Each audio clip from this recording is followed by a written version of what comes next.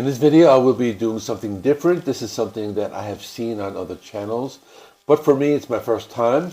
It will be a ranking video of debut albums by thrash bands, but the twist is that I will be ranking the newer bands, such as Evile and Legion of the Damned, which are bands I have recently released albums this year.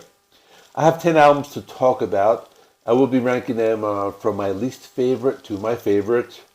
I will tell you right now, all of these albums are very good. So the one that comes in at the bottom is still a pretty good album. So with that being said, let me start the ranking. Coming in at number 10 is Lich King with Necromantic Maelstrom. This album was released on August 25th, 2007. This band was formed in 2004 in Amherst, Massachusetts. It was originally a solo project by a man named Tom Martin, but then they became a full-fledged band. Their influences are Exodus, Slayer, and SOD, and Violence. They are one of the bands from the new wave of thrash metal of the 2000s. This album is good, but something had to come in the bottom. I felt the vocals were loud in some parts, which is why I have it ranked here. The overall sound is like thrash from the 80s. There are a few good songs here. Caveman Aggression uses a lot of palm-muted guitar riffs, similar to SOD. The Werewolf is a good song with aggressive vocals, massive guitar riffs, and drumming that moves at breakneck speed. There's also a song called Thrashiker. They have a cover of A Lesson in Violence by Exodus. This is a decent album. Their subsequent ones are better, but this one comes in at number 10. Coming in at number 9 is Feed the Beast by Bonded by Blood. This album was released in 2008 via Earache Records. This album got a lot of praise. Loudwire ranked it 50 on their top 50 thrash albums of all time list in 2017. I thought it was good. The other albums were better. This band took the name from the Exodus album, so the band is a lot of like Exodus worship. The opening track is pretty good. It's called Immortal Life and has some fast-paced thrash riffs and gang vocals. The vocals reminded me of a cross between Exodus and Overkill. Feed the Beast moves at a fast pace and has lots of gallops. What's good about the album is that the bass guitar is very present. A lot of songs have political lyrics such as Mind Pollution, and others are about apocalyptic scenarios such as Another Disease, a song about a virus that wipes out humanity. Overall, a good album, not great, but deserving of a mention, and I have it in at number 9. At number 8 is Vector with Black Future. Before I begin, let me mention that there were some allegations that the lead singer was beating his wife, and there was a video that surfaced with him yelling at his wife and pushing her. He then released a statement saying that he was woken up in the middle of the night by his wife hitting him and pulling his hair, because she wanted him to get up in the middle of the night and clean some dog poop that was on the stairs. He got up from the bed and she was blocking him from the door. What I imagined this to be was a situation where she kept pushing his buttons until he reacted and then she played the victim. Unfortunately, we live in a world where the man gets blamed in domestic violence situations almost all the time. The band was dropped by the label, and supposedly the other members quit. So as far as I know, this band is no longer active. I don't know the real story, but for the purposes of this video, I'm going to rank this album as if it were any other album. So let me continue and talk about the album Black Future. This was released in 2009. They are a technical thrash metal band. They can be compared to Voivod, but they don't really sound a lot like them. The band also writes science fiction related lyrics. The album has lots of technical riffs. Some of the songs are very long, like 10 and 13 minutes. There's just a lot going on in each song. The music is very complex. I may even do a full review of this someday. But for now, I have it ranked right here at number 8. At number 7, I have War Without End by Warbringer. This was their debut album released on February 5th, 2005 through Century Media Records. I always thought of this band as being part of the more extreme side of thrash metal.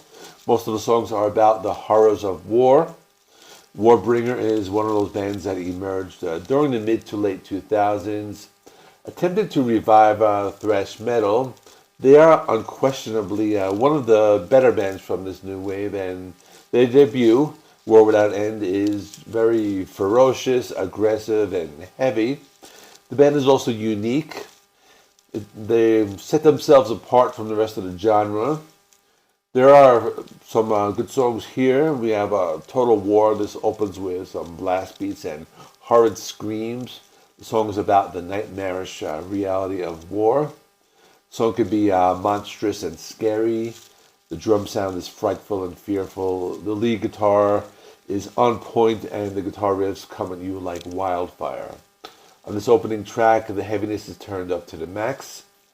Then we have At the Crack of Dawn. This starts with some hazy and atmospheric clean guitars, followed by some dark and heavy guitar riffs, and some fast rhythms that move at whirlwind speeds. This song is a mix of heavy and the melodic. The song also has some hints of black metal in the overall sound. Overall, a great album, and I have it at number 7. At number 6, I have Waste Them All by Municipal Waste. This is 16 songs in 16 minutes. It's pure crossover thrash. This is a fun band that likes to party. The album's name plays homage to Metallica's debut album, Kill 'Em All. I won't go over all the songs, but there are a few highlights. Mutants of War is a cool song where they yell the word like war in the chorus. Drunk as Shit is the first song they have about partying. They slow it down on the track of Substitute Creature, but that one's still a thrasher. Waste Them All starts with a short audio clip. It's a crossover thrash song. Toxic Revolution is the longest song on the album at 1 minute and 52 seconds. Song with some tempo changes and is a good example of what the band is all about. They have this other song, Thrash, Don't Mind If I Do. It's about a minute long, and it has some of the fastest tempos. This band would get more popular with their subsequent albums, but this was a pretty strong debut, so that's why I have it ranked right here at number 4. At number 5 is Enforced with At the Walls. This was released July 19th, 2019. They're from Richmond, Virginia, United States. They formed in 2016. They write songs about hypocrisy, fortitude, survival, world conflict, religion, and politics. I'm getting this off the Metal Archive website. They signed to Century Media Records, and they've been active since 2016. There are 9 songs in 26 minutes. The songs are filled with breakdowns. The guitars lets out lots of squeals. The guitar solos will just pulverize you, and the vocals are reminiscent of both thrash and hardcore. This is a band that can be compared to newer bands like Power Trip, which I will be talking about soon, and also some older ones like Slayer and Sepultura. There are a few good songs here. Skinned Alive is very reminiscent of Slayer with the dark and evil sounding guitar riffs. The drumming is very fast and malicious. The overall sound of the song is filled with malevolence. Born Lost has some chugging guitars and a very powerful sound. The vocals have a lot of aggression. There's an overall feeling of hostility in the song. The drumming is fast, and it just comes at you with sheer force. The Heat has loud guitars and chugging mosh pit friendly breakdowns. Retaliation has a slow intro with sustained distorted guitars, and that just gives your ears a rest from all the mayhem at first. They bring in some Slayer, South of Heaven style guitar riffs afterwards. And overall, this is a good debut. The next 2 albums are probably better, but it was still very good. And number 4 is Legion of the Damned with Malevolent Rapture. This was released in 2006. Technically, this band existed before this album, but they were under a different name called Occult. They changed it after they lost their lead singer, Rachel Hazer. The lyrics heavily reference the dark side of the occult, and there's lots of apocalyptic themes. The album was created in Stage 1 Studio and produced by Andy Clayson. This band just released an album not too long ago. I thought this debut album was solid. They have a very unique sound, and they are distinguishable from other bands on this list. There are a few good songs. The opening track is a song named after them called Legion of the Damned. That's the first song. The production is very raw. The vocals are almost like death metal. They're maybe reminiscent of the band like Obituary. The music is, though, classic thrash. There's another cool song, Werewolf Corpse. It's fast and has a sick and vile vocals. The song has some interesting changes and dark sounds. Malevolent Rapture is extra fast and heavy. The vocals are very sick and evil. Taste of the Whip has some fast tempos and some fast and frenetic drumming, as well as everything else you would expect. Overall, this band is just very good. That's why I have them ranked right here at number 4. At number 3 is Power Trip with Manifest to Decimation, their debut album released on June 11th, 2013 through Southern Lord Recordings. This band has a unique sound, which is why they became popular with their second album, Nightmare Logic. That album established them as the next big old-school thrash metal band. It was produced, engineered, and mixed and mastered by Arthur Risk, and there was additional tracking done in Argyle, Texas by Daniel Schmuck. And let me just mention that his real name is Schmuck, I think. I can't believe his name is that. But anyway, on a serious note, unfortunately, their singer Riley Gale died in 2020 at the age of 35. So I'm not sure about the future of the band, but I know they're going to be playing a festival soon. That's pretty all I know. I mean, you can tell us in the comments if you know more.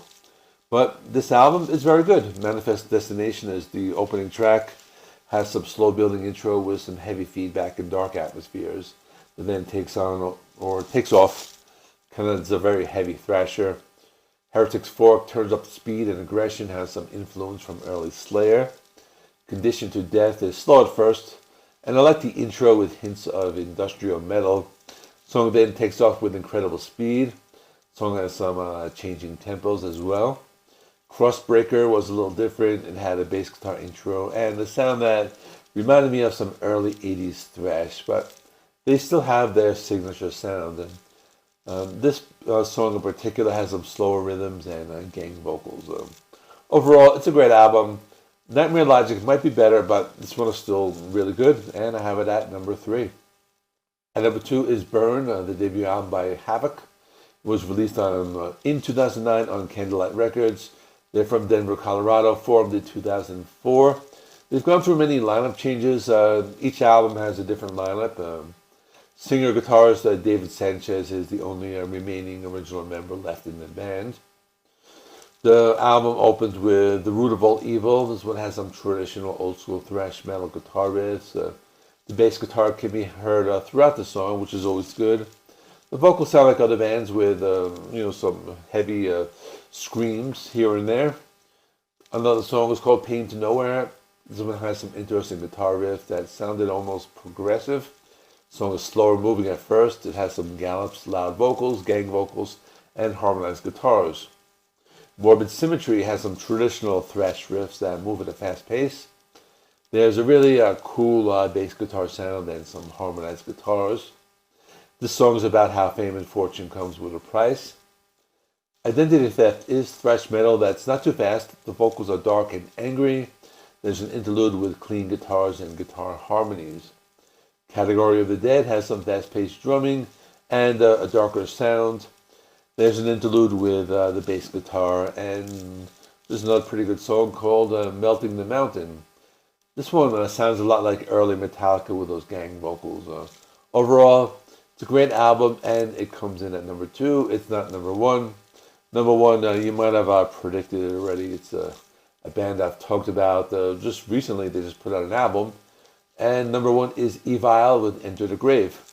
The debut album released on August 27, 2007 in Europe and September 25th in North America and Japan. The album received generally favorable reviews and entered the UK rock chart at number 33. It was produced by Flemming Rasmussen and recorded at Sweet Silence Studios in Copenhagen, Denmark. So there were 3 popular songs: Enter the Grave, Thrasher, and Bathe in Blood. All great songs with a heavy and early Metallica influence. Also some good deep cuts. First Blood, that's about the movie with Rambo. That song's a thrasher. Burned Alive is a heavy thrash metal song about being burned at the stake. Killer from the Deep has some fast-paced drumming. That's a song about a shark attack. Then there's another song that's a little different. It's longer. I really like it a lot. It's called We Who Are About to Die. This one's almost 8 minutes. There are clean guitars in the intro and distorted guitars afterwards. The song has a slow build and gallops. The song's like kind of slow at first, but then it gets fast afterwards. And I thought of it as a song similar to maybe something from like Metallica's And Justice for All album. And that's my number one. So that's all. Let me know your ranking in the comments. Let me know if you want me to do a part 2. I can do the sophomore albums, or I can do another video with more bands, or even a ranking of old school thrash metal bands, the debut albums, and the older bands, Metallica, Slayer, Anthrax, those ones. So I've done thrash related videos. So here's an older one, and thanks for watching. I'll see you in the next one.